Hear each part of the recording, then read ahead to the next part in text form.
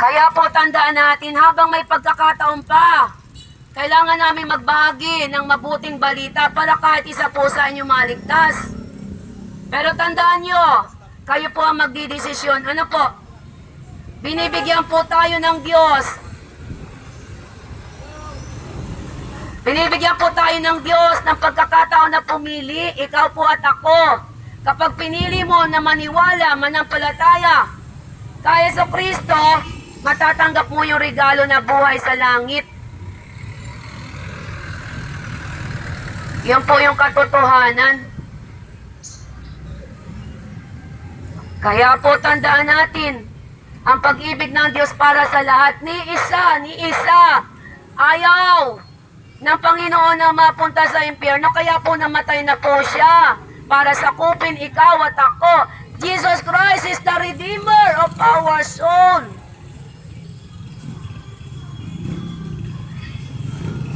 Kaya po kahit sa ibang bansa, ibinabahagi ang mabuting balita.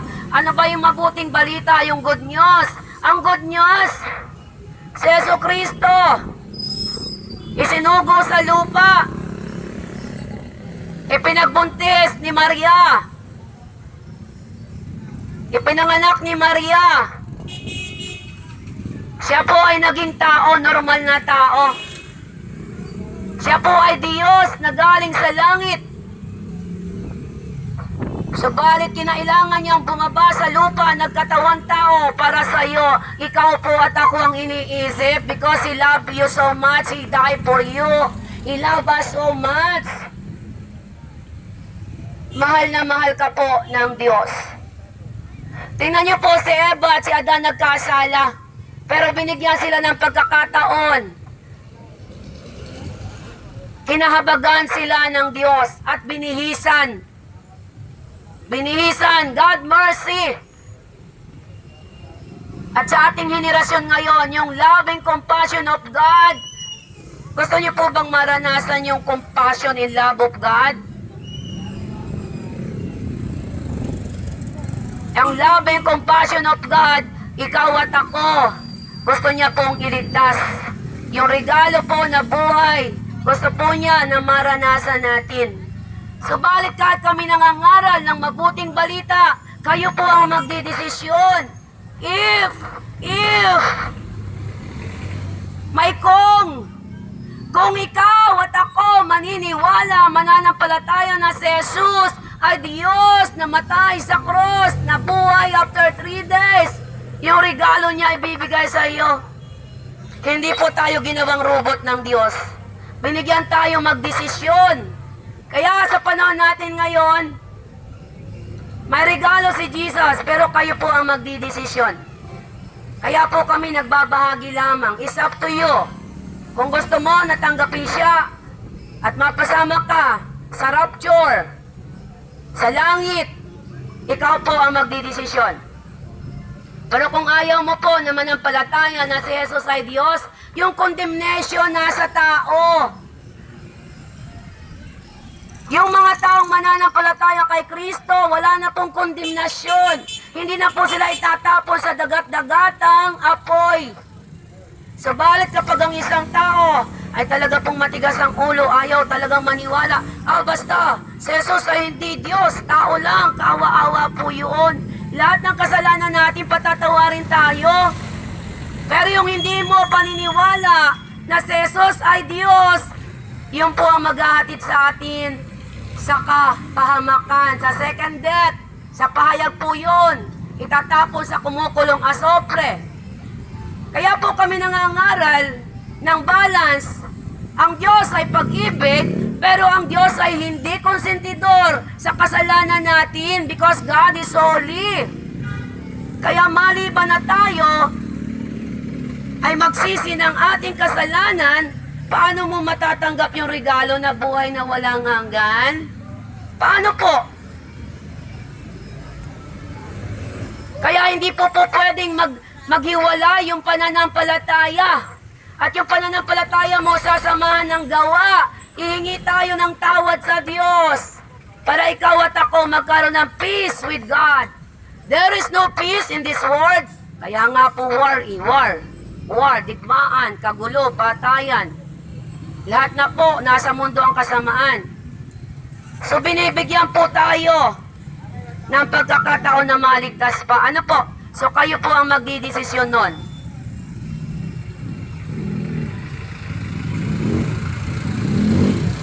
Ang trabaho ko lamang magbahagi.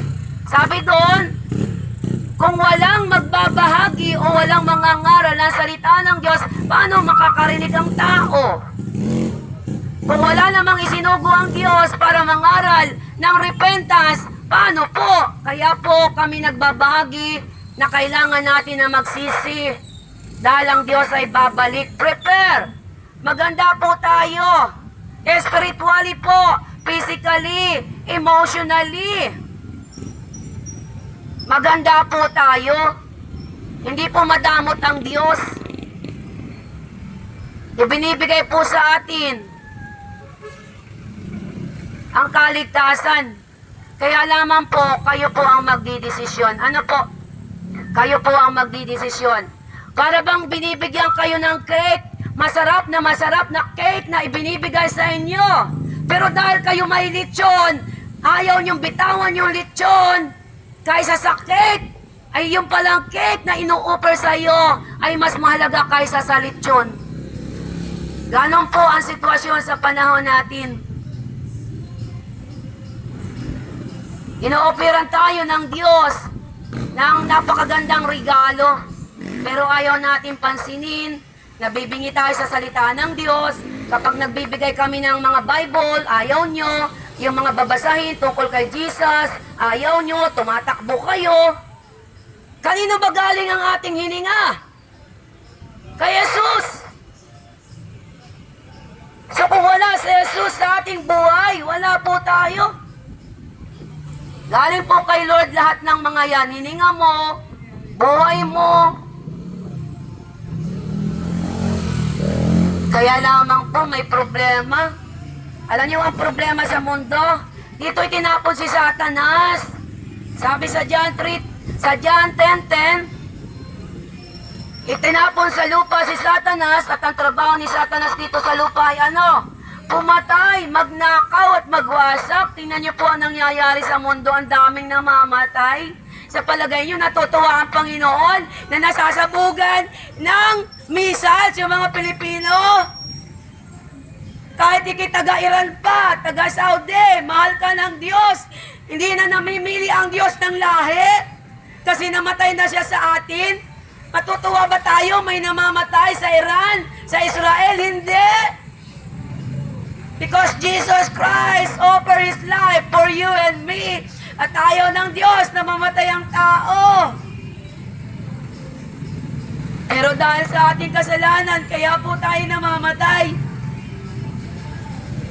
Kaya po maliban na tayo manampalataya kay Kristo, hindi po kayo paghaharian ng Holy Spirit. Mahirap po bang unawain? Ang problema po natin mga tao, yung isip natin. Yung mga sinasabi ng Diyos na salita, hindi natin maunawaan. Namatay na po si Jesus para sa iyo at sa akin. Hindi mo na kailangang magpasa ng cross.